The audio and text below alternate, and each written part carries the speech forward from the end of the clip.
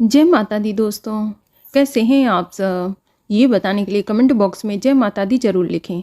दोस्तों, हिंदू पंचांग के अनुसार तुलसी विवाह कार्तिक मास देव उठनी एकादशी के दिन कराया जाता है। इस दिन भगवान जब योग निद्रा से जागते हैं तो शुभ मुहूर्त में तुलसी जी का विवाह भगवान विष्णु जी के संग संपन्न कराया जाता है। लेकिन कहीं कहीं देव उठनी एकादशी के अगले दिन यानी द्वादशी तिथि में तुलसी विवाह कराने का विधान है। लेकिन वहीं कुछ लोग देव उठनी एकादशी के अगले दिन यानी द्वादशी तिथि को तुलसी विवाह का आयोजन करते हैं। इसके बाद ही शुभ और मांगलिक कार्यों की पुनः शुरुआत हो जाती है। दोस्तों, हिंदू धर्म में तुलसी विवाह का बहुत अधिक महत्व है। मान्यता है कि इस दिन तुलसी माता का विवाह भगवान विष्णु जी के विग्रह स्वरूप यानी कि शालिग्राम भगवान से हुआ था। इस दिन जो भी दंपत्ति तुलसी पूजन कर भगवान विष्णु जी का स्मरण करते हैं उनका वैवाहिक जीवन खुशियों से भर जाता है। वैवाहिक जीवन के सभी कष्ट दूर हो जाते हैं और घर में सुख समृद्धि का आगमन होता है। दोस्तों, हिंदू धर्म में तुलसी के पौधे को न सिर्फ पवित्र और पूजनीय बल्कि माता लक्ष्मी के समान भी माना गया है। तुलसी पूजन का शास्त्रों में विशेष महत्व है। तुलसी की पूजा करने से घर में सुख समृद्धि का आगमन होता है। ऐसे में यदि तुलसी विवाह संपन्न कराते हैं तो आपको कन्यादान के बराबर शुभ फल की प्राप्ति होती है। चलिए जानते हैं कि साल 2023 में तुलसी विवाह का शुभ मुहूर्त क्या रहेगा। दोस्तों, जो लोग देव उठनी एकादशी के दिन तुलसी विवाह का आयोजन करते हैं तो वह लोग तुलसी जी का विवाह 23 नवंबर 2023 दिन गुरुवार को करेंगे।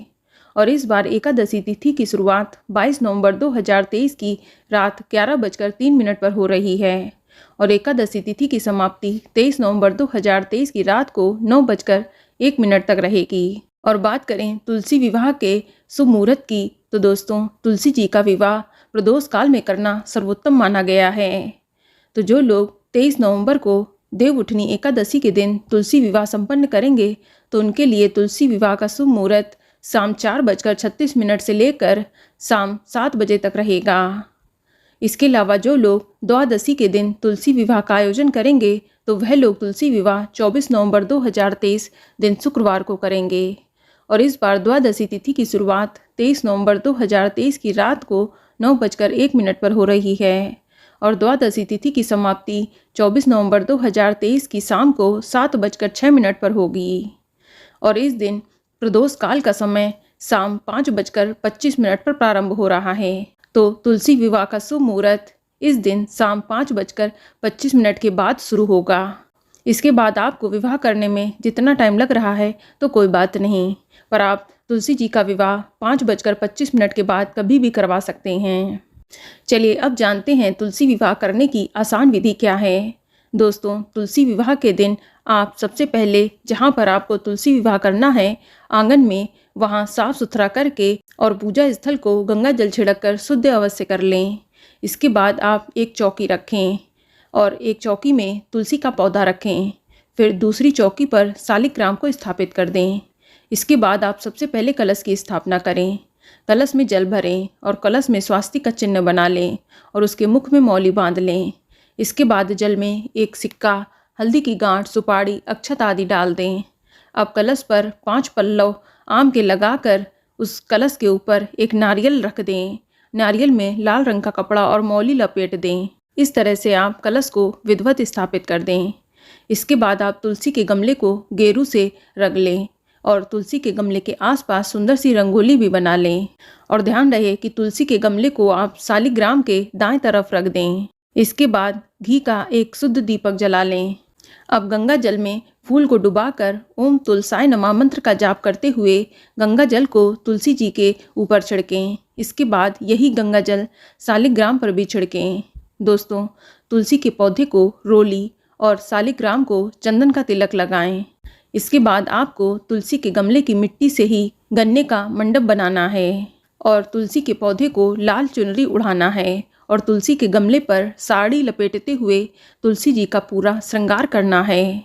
इसके बाद शालिग्राम को भी आप पंचामृत से स्नान कराएं और उन्हें पीले रंग के वस्त्र धारण करवाएं। दोस्तों, तुलसी और शालिग्राम पर हल्दी जरूर लगाएं इस दिन, जो हल्दी की रस्म का प्रतीक मानी जाती है। इसके बाद शालिग्राम को चौकी समेत उठाएं और तुलसी के चारों ओर 7 बार परिक्रमा करें। ये 7 फेरों का प्रतीक माना जाता है। वहीं शालिग्राम की चौकी को घर के किसी पुरुष को अपनी गोद में उठाना चाहिए, इस बात का ध्यान रखें। फेरे संपन्न होने के बाद आप भगवान तुलसी और शालिग्राम जी की आरती करके विधिवत पूजा को संपन्न करें। इसके बाद सभी लोगों में प्रसाद बांटें। आप तुलसी और शालिग्राम को खीर, पूड़ी और पुए का भोग आदि लगा सकते हैं। इस तरह से विधिवत तुलसी विवाह संपन्न किया जाता है। चलिए अब आपके सवालों के जवाब दे देती हूँ। दोस्तों, बहुत लोग जानना चाहते हैं कि क्या तुलसी विवाह के लिए हर साल नई तुलसी लगाना जरूरी है या नहीं। तो दोस्तों, ऐसा नहीं है। आपके घर में जो भी तुलसी का पौधा है, आप उसका भी तुलसी विवाह कर सकते हैं। लेकिन बहुत से लोग तुलसी विवाह कराने के बाद तुलसी के पौधे को दान करते हैं। तो यदि आप तुलसी विवाह के बाद तुलसी जी का दान करना चाहते हैं, तो फिर आप इस स्थिति में तुलसी का नया पौधा लगाएं और उसी का दान करें और तुलसी विवाह कराने के बाद उसका दान करें। लेकिन ध्यान रहे कि जो आपके घर की तुलसी हैं, जिनकी आप साल भर पूजा अर्चना करते हैं, उनको विवाह कराने के बाद दान नहीं करना चाहिए। दान करने के लिए बहुत से लोग सावन में ही यानी चातुर्मास के लिए तुलसी का नया पौधा घर लाते हैं और उसकी सेवा करते हैं और फिर तुलसी विवाह कराने के बाद किसी मंदिर में या किसी ब्राह्मण को आदरपूर्वक दान कर देते हैं। अब अगला सवाल है कि क्या तुलसी विवाह के बाद तुलसी जी का दान करना जरूरी है या नहीं। दोस्तों, जिस तरह से कन्या की शादी के बाद उसकी विदाई जरूरी होती है, ठीक उसी तरह से तुलसी विवाह के बाद तुलसी जी का दान करना भी चाहिए। लेकिन अगर आप तुलसी विवाह के बाद तुलसी का दान नहीं करना चाहते हैं, तो ये जरूरी नहीं है। यह आपकी इच्छा है कि आप तुलसी विवाह कराने के बाद तुलसी का दान करना चाहते हैं या नहीं। यदि आपके घर में तुलसी का एक ही पौधा है और उसी की आप साल भर सेवा करते हैं, तो आप उस पौधे को कदापि दान न करें। अगर आप दान करने की इच्छा करते हैं, तो आप अलग से नया तुलसी का पौधा लाएं और उसका विवाह करें और उसे दान करें।